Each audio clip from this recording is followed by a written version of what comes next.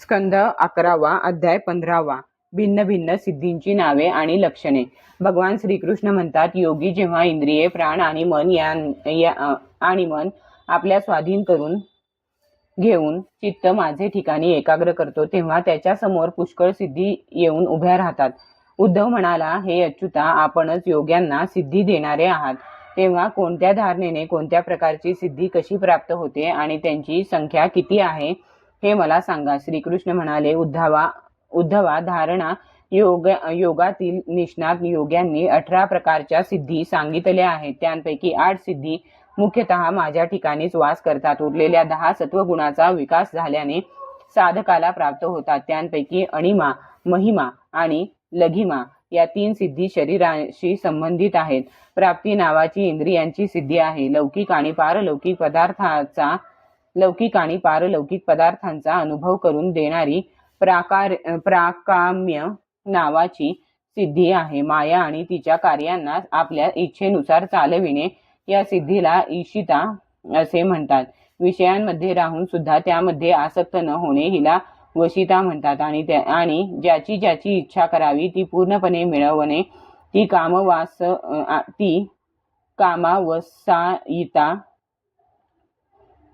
आणि ज्याची ज्याची इच्छा करावी ती पूर्ण मिळवणे ती कामावसायिता नावाची 8वी सिद्धी होय। या 8 सिद्धी माझ्या ठायी स्वभावातच आहेत। देहावर तहान भुकेचा परिणाम न होणे, पुष्कळ लांबची वस्तू दिसणे, पुष्कळ लांबचे ऐकू येणे, मनाच्या वेगाने शरीरानेही त्या ठिकाणी जाणे, पाहिजे ते रूप घेणे, दुसऱ्या शरीरात प्रवेश करणे, आपल्या इच्छेनुसार शरीर सोडणे, अप्सरांबरोबर होणाऱ्या देवक्रीडेचे दर्शन होणे, जो संकल्प कराल तो सिद्ध होणे, सगळ्या ठिकाणी सगळ्यांकडून आपल्या आज्ञेचे पालन होणे, या 10 सिद्धी सत्वगुणाच्या विशेष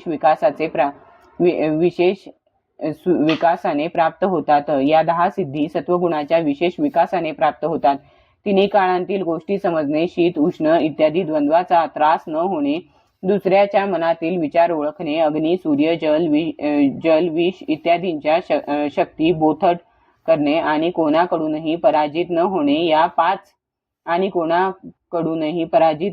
या 5 सिद्धी सुद्धा योग्यांना प्राप्त होतात। योग धारणा केल्याने ज्या सिद्धी प्राप्त होतात त्यांचे मी नावांसह वर्णन केले। आता कोणत्या धारणेने कोणती सिद्धी कशी प्राप्त होते ते सांगतो, ऐक।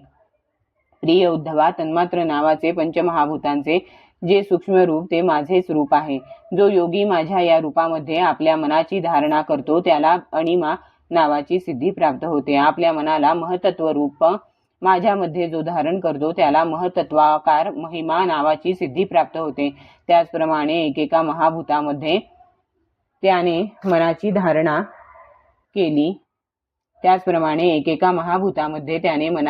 केली तरी सुद्धा त्याला त्या महाभूताएवढी महिमा नावाची सिद्धी प्राप्त होते। जो योगी आपले चित्त भूतांच्या परमाणु स्वरूप माझ्या ठिकाणी लावतो त्याला लघिमा नावाची सिद्धी प्राप्त होते व त्याला कालाच्या सूक्ष्म परमाणु एवढे रूप घेता येते। योग्याने जर सात्विक अहंकार रूप माझ्यामध्ये आपले मन एकाग्र केले तर तो सर्व इंद्रियांवर स्वामित्व मिळवू शकतो। अशा प्रकारे मन माझ्या ठिकाणी लावणारा भक्त प्राप्ती नावाची सिद्धी प्राप्त करून घेतो। महत्त्वाचा अभिमानी असा जो सूत्रात्मा त्या रूपातील माझ्या ठिकाणी मनाची धारणा केली तर प्राकाम्य नावाची सिद्धी प्राप्त होते। तो अव्यक्तापासून जन्मलेल्या मज परमेष्ठीचे श्रेष्ठत्व प्राप्त करून घेतो। गुणात्मक मायेचा स्वामी असलेल्या माझ्या या कालशरीर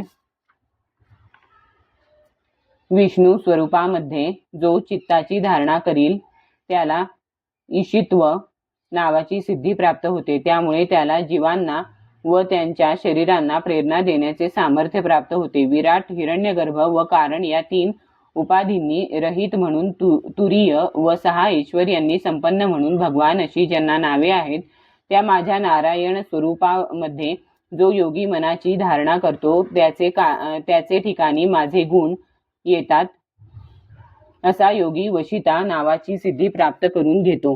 ज्या योग्याचे मन स्वच्छ होऊन निर्गुण ब्रह्म अशा माझ्या ठायी स्थिर झाले आहे त्याला परमानंद प्राप्त होतो। या स्थितीत त्याला कोणत्याही प्रकारची कामना नसते. हिला कामावसायिता नावाची सिद्धी म्हणतात.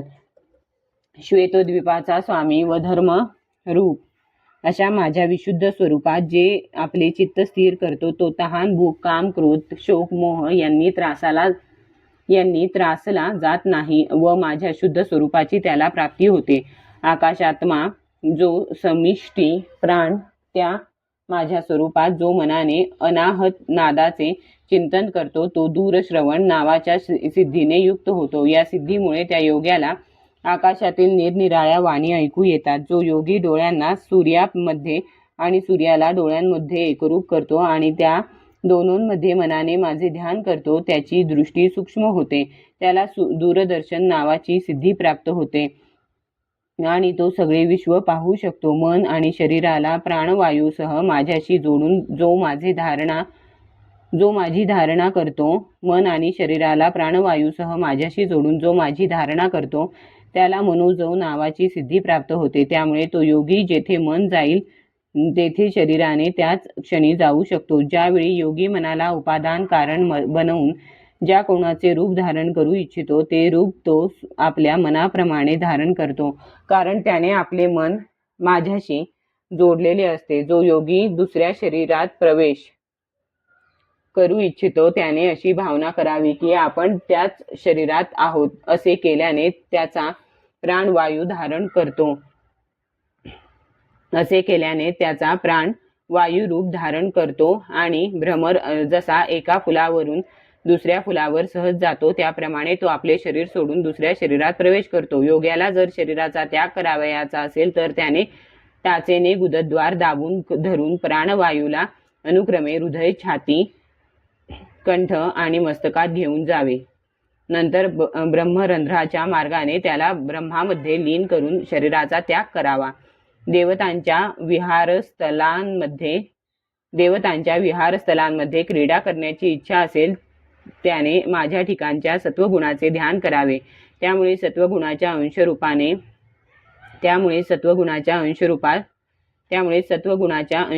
अंशस्वरूप अशा सुरसुंदरी विमानात बसून त्याच्याजवळ येऊन पोहोचतात.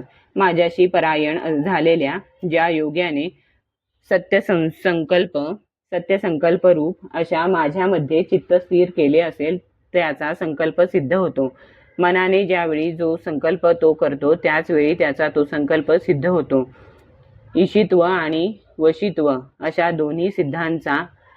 दोन्ही सिद्धींचा स्वामी असलेल्या माझ्या त्या रूपाचे चिंतन करून जो त्याच भावाने युक्त होतो माझ्याप्रमाणेच त्याची आज्ञा सुद्धा कोणी टाळू शकत नाही. माझी धारणा करीत करीत ज्या योग्याचे चित्त माझ्या भक्तीने शुद्ध झाले असेल त्याला जन्म मृत्यूसह 3 काळांतील सर्व गोष्टी समजतात. पाण्यात राहणाऱ्या प्राण्यांचा पाण्याकडून नाश होत नाही. त्याचप्रमाणे ज्या योग्याचे चित्त माझ्यामध्ये स्थिर झाले आहे त्याच्या योगमय शरीराला अग्नी, पाणी इत्यादी कोणतीही वस्तू नष्ट करू शकत नाही. जो योगी श्रीवत्स इत्यादी चिन्हे आणि शंख, चक्र, गदा, पद्म इत्यादी आयुधांनी विभूषित त्याचप्रमाणे ध्वज, छत्र, चामर इत्यादींनी संपन्न अशा माझ्या अवतारांचे ध्यान करतो तो अजिंक्य होतो. अशा प्रकारे जो माझे चिंतन करणारा पुरुष योगधारणेने माझी उपासना करतो त्याला मी वर्णन केलेल्या सिद्धी पूर्णपणे प्राप्त होतात. ज्याने आपले प्राण, मन आणि इंद्रियांवर विजय मिळवून माझ्या स्वरूपावर धारणा केली आहे त्याला कोणती सिद्धी दुर्लभ असणार. परंतु श्रेष्ठ पुरुष असे सांगतात की जे लोक योगाचा उत्तम अभ्यास करून माझ्याशी एकरूप होऊन राहिले आहेत त्यांच्यासाठी या सिद्धी हे एक विघ्नच आहे. कारण त्यांच्यामुळे भगवंतांपर्यंत पोहोचण्यासाठी विलंब होतो. जन्म, औषधी, तपश्चर्या आणि मंत्र इत्यादींमुळे ज्या सिद्धी प्राप्त होतात त्या सर्व योगाच्या द्वारे प्राप्त होतात. परंतु योगाची अंतिम परिणती जी भगवत प्राप्ती ती माझ्यावर धारणा केल्याशिवाय प्राप्त होत नाही. ब्रह्मवादी लोकांनी योग, सांख्य, धर्म इत्यादी पुष्कळ साधने सांगितली आहेत. त्यांचा तसेच सर्व सिद्धींचे कारण पालन करणारा आणि प्रभू मीच होय. ज्याप्रमाणे सर्व प्राण्यांच्या आत बाहेर पंचमहाभूतेच आहेत, त्याचप्रमाणे मी सर्व प्राण्यांच्या आत द्रष्टा रूपाने आणि बाहेर दृश्य रूपाने आहे. कारण मी कोणतेही आवरण नसलेला सर्व प्राण्यांचा आत्मा आहे. अध्याय 15 समाप्त.